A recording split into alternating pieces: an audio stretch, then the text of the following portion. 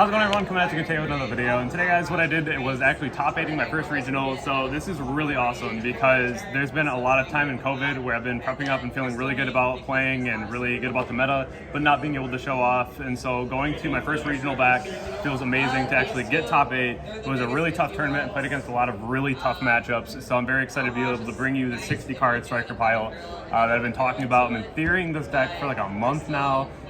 We've been seeing a lot of the print kit decks that can go 60 cards with all the cool engines, but I figured that Striker could probably do that better, especially when you have souls. You can pitch cards, go immediately in card advantage when you have things like Kagari to add those back. So let's just go right over the profile here and we'll talk about all the choices and why I played the way that I did. So to start things off here, I actually broke the code. I play the third rows now. In this deck specifically, this is either a small world bridge or it's just another way to play the game, and I just wanted to play as much as possible. So this was always really nice to see, because like it was just never dead. I would never just like cut down in the engine either. That was a really big question going into this weekend, was the number of aces that I was going to play. For the hand traps, I didn't go super crazy, but I definitely played a lot. 3 Ash, 3 Bell. This card was insane this weekend. We'll talk about that. 2 Ogre, 2 Mourner. So first things first, this card's getting cut. If they're a better Despia player, they just dump the comedy anyway, and then you go to Mourner, they're Lubellion, and then they can distribute it off, and this card sucks. This card came up all of 1 time today. This is definitely just getting turned out for like a Veiler instead, because I feel like Veiler would work better with my small world bridges anyway. Because it was twice today where a Veiler would have bridged my small world just perfectly, but I had this instead. So this is definitely getting cut. Gamma was nuts today. Every single time that somebody ashed my Enchantress and then they got punished by Gamma, it was insane. But the second you resolve Gamma, you should just be winning that game anyway because you're so up in card advantage. Bell crazy at 3, mandatory 3 of right now. Same with the Ash, you have to play them. And then Ogre for Fateful is always just the best thing you have. Going into the rest of the deck now. More engine. We're playing the 5 count, 2 souls, 2 illusion, 1 prep. You always want to play 5 ways to search 1 card. So I always like to have engines in 5s if I can. So that's why I play it 2, 2, 1. Souls was broken all weekend, just the freest draw as possible. Being able to pitch off your Fateful and your Jacoback for just so much advantage is so nice. Especially when you throw striker spells in the graveyard and then you can go Kagari and add them back. Always really beautiful to see here. The next thing is the right package. So the thing that I really enjoy about this, other than the fact that it's just broken, is that if you have Ray, so nobody ever interacts with Ray when you normal summon it outside of like maybe a super poly. So what this does for you is that you normal summon Ray and you go Hayate. And people, it's the same thing as when you have multi-roll on the board, they will always interact with your multi-roll. So when you summon Hayate, they'll always interact with Hayate. If you go for like the battle phase hit, they'll either imperm you, they will remove your monster from the board, they'll do whatever they want to do, which is perfectly fine. Because then you go main phase 2, since you didn't use the effect array, then you can go ahead and use the right after they already try to hand trap you, and then you can go full combo on the main phase 2. Because this card just puts so much pressure on the board, and when they think this is all that you have, you actually just win the game. It's pretty nuts. It came up multiple times today doing that line. Also, the Griffin, a lot of people who play Striker with the Brave engine, they don't play this. This card's so crucial because if you're in a simplified game state, you just go for this then and they just lose to their top deck being negated. Or if you're playing against Despia, game 2, you always summon Griffin instead of going DPE because you want to summon DPE when it's a grind game and they're already dwindled on resources. If you summon Griffin first, you play around Super Poly and it's overall just really nice to have the negate instead of the DPE.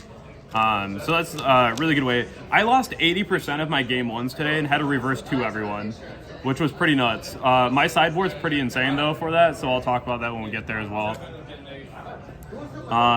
The next one was the Fusion Destiny engine. I don't really have to explain this very much. These cards are just broken, free advantage. DP is actually just insane. This is the best card in the deck, hands down. This card is actually just wild. In the sideboard, like I have the Kaiju, and you can go realistically any hand trap. My favorite is like if you open Bell with like the small world, you can go like the Bell into like the Enchantress since they're both water and go right into your Kaiju. So that's why I play this one. A lot of people ask me like why I'm not playing Godarla.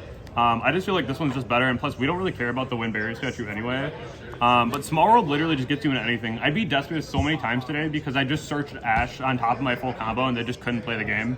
But if you're not already playing Small World, this card is actually like insane busted. Like, I would actually pick up a set. Let's go here. For striker spells, we have the double shark cannon. I wanted to play 3, but I didn't play 3. It was one of those things where I really want to beat Despia, but like our matchup's already so good with Despia, they don't even have to worry about that. A lot of times if they're like really solid and it's a good grind, then yeah, it can get a bit more intense, but I feel like at the same time, your matchup's already so real with the amount of cards we play and like the Widow Anchors from Mirror Jade, that as long as you know what the matchup does and you can avoid cards like Comedy, then you're going to do really well. In the final, there's a Mirror Jade on board, and I wanted to skills Mirror Jade, but I knew that he had Comedy in the graveyard, so I went and Shark Cannoned his Comedy first, and it like forced him to use the Comedy to get rid of the Mirror Jade, and at that point I just knew I was so far ahead that it didn't really matter. Double Burner, still good removal. Triple Anchor, not going to explain that because that card's just broken. Double Cosmic, always main deck this card, card's insane. The Game 1 Cosmic, this card came up so much today actually, and hitting like theaters, hitting the set branded in reds, just any matchup where there's just generically back row. I played against Geist as well today, came up a lot in that as well. Always just main decking some kind of back row out so you don't lose to random things. More striker spells, Hornet Drone, Engage, best card ever, multi-roll. I definitely played one Call by the Grave, never saw it today, still fine though, still always play that. Foolish Area and Rhoda, these cards are all pretty self-explanatory, and then I did play the 3 Imperm as well. But that's just wrapping up the main deck. Let's go into the extra deck first before the sideboard. I really like my sideboard for today. I don't think I would change much at all. DPE, the Link Spider, the Anaconda, Dark. This card is so broken. There's so many times where this card just came up and won me the game inherently. The rest of the extra deck's pretty standard. I play Access Code, the 1 Zeke, 1 Kaina. I was going to cut this for Unicorn. I'm happy I didn't, honestly. It was just really good today. 2 Hayate, 3 Kagari, and then 3 Shizuku. Other than that, like the only thing that I get asked a lot about is why don't I play the Hulk Celine package. I just don't like it personally. I think that there's better options out there. If you get hand trapped one time in a hand trap format, it's just kind of over with that combo. As for the sideboard, I honestly really enjoy this so much. So I side 3 Kaijus. A lot of people have come off the Kaiju, but like if you're playing against like a DPE deck, at that point you can just go ahead and Kaiju the DPE, and it's just 1-for-1 trade that you don't have to worry about later on. I really like that too, because it's just one less card that you have to use out of your hand to try to like get rid of it or like Shark Cannon it. You can just go ahead and open the Kaiju on it, which I really enjoy. And then it just comes up in the random matchups that you really need a Kaiju, right? Just don't side this against Despia because it just is terrible if they brand it in red. They bring back Mirror Jade anyway. But other than that, it's great. Best card in the side deck. This card's insane. Pretty self-explanatory. If you see it, you win. If you don't, then grind.